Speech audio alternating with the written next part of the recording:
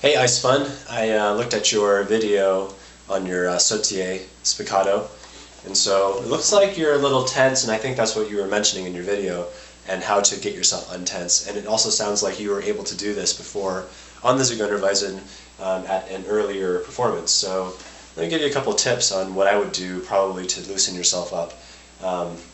So let's take your bow away. It sounds like you're getting frustrated, and so the very first thing I think of in getting rid of frustration is to put your bow down. Okay, so don't use your bow for a second. Let's put it somewhere where it's safe. Okay, no bow. That's the first step. So put your bow down. Do a couple of these, or stretches, I guess, are what these are. Get your arm pretty loose. Make sure your hand's pretty loose too. So this may help as well. Just kind of get your hand all loosened up, because when you're playing sautille and spiccato, if you are at all tense, it won't work. And so give yourself a chance and just stretch everything out. So I hope you're doing this with me on the video. If you aren't, go ahead and rewind it and just do this with me. Okay, so a couple of little things. So your hand should now be really relaxed. Okay, don't think about the frustration. Give it a chance to just go away. Just think to yourself at this point. Let's pretend this is the very first time that you're going to learn the Zigeunerweisen bow technique, and so we're going to go grab the bow now. Okay, now you got to convince yourself at this point this is the very first time you're going to practice this. So you don't remember anything. So if you don't remember anything, the first thing you can do is on an open string. Okay, just play a few notes. And what this will do is it will massage back into your psyche. It's going to massage back in and reinforce the idea that you know what you're doing. You don't have to be frustrated about this, because you do know what you're doing. See? Okay, so that should feel very natural. Your motion should be kind of a round motion. Look at your arm and make sure that your wrist is responding like this. You see how my wrist is just barely moving up and down?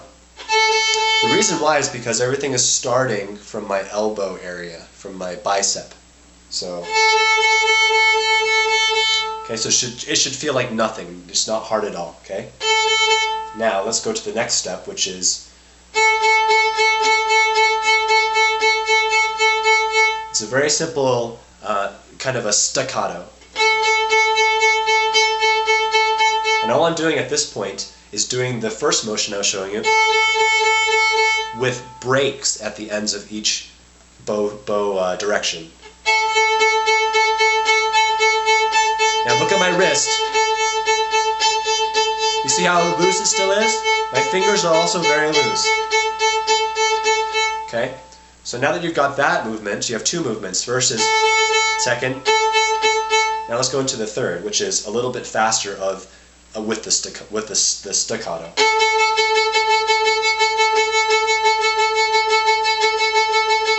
All I'm doing is I'm using a little bit less bow, and I'm moving it twice as fast. Moving this part of my arm right here twice as fast.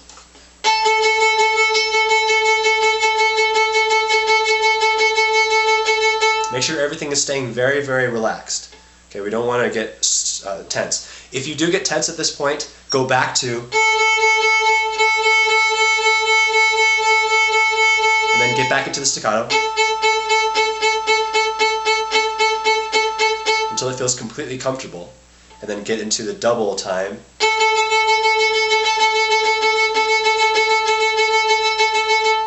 Okay, now what we're going to do is we're going to double the time again.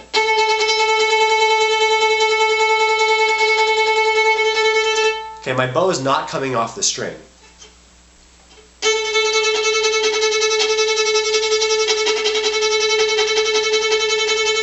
See that? So try that and see if it sounds the same. Okay, we're about one step away from true spiccato or sautille.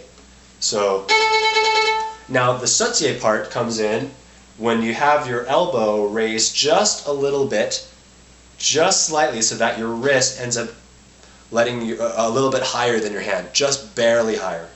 Okay, so from this, just a little bit higher, and then what's going to happen here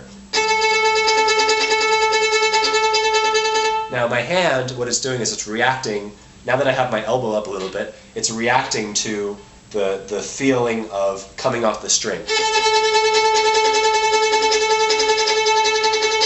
And I'm feeling it a little bit in my fingers now, whereas before I was totally relaxed in my fingers. Now what I'm doing is I'm feeling a little bit of the bounce, of the natural bounce of the stick, which wants to bounce. I'm feeling it in my first finger. And so in order to respond to that, bring my elbow up and let the first finger react to the bounce such that it allows it to bounce. You can also see that there's a little bit of a motion happening here. And what that is my my elbow adding just a hair of vertical motion. Before it was purely horizontal, now I'm adding a little bit of vertical, and because I'm initiating with my elbow only has to move about that much in order for my hand to move this much. It's just moving a little bit, and that's what's causing this to go up and down. And again, you're feeling it in your finger here on the first finger. Now also take a look at where you are on your bow this way. If you're too high up here, you're not going to get a bounce. If you're too down here, you're going to get a really scratchy sound. If you're right in the bouncing point,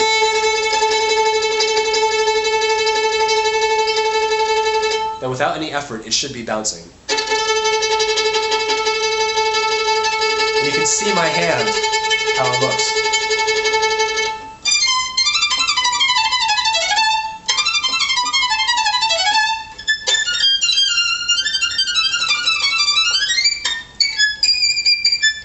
Okay, so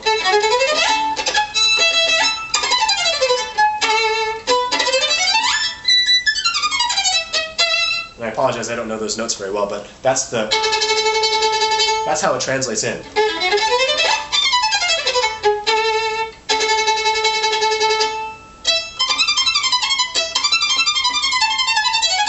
You also have to make sure that your fingers don't move too fast in order for the sound to be crisp. If you can actually do it.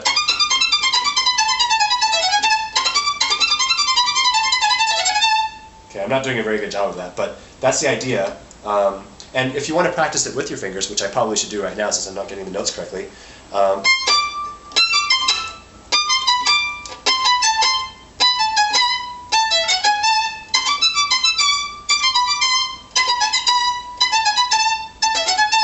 doing little patterns.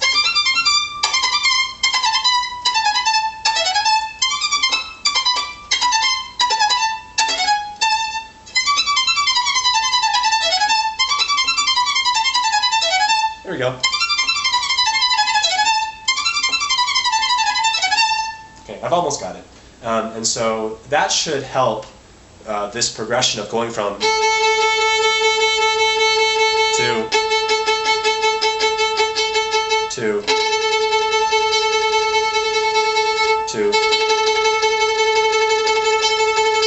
and see if that works, and make sure that throughout this entire progression that you're relaxed. At any point, if you get tense, go back to the beginning and try it again.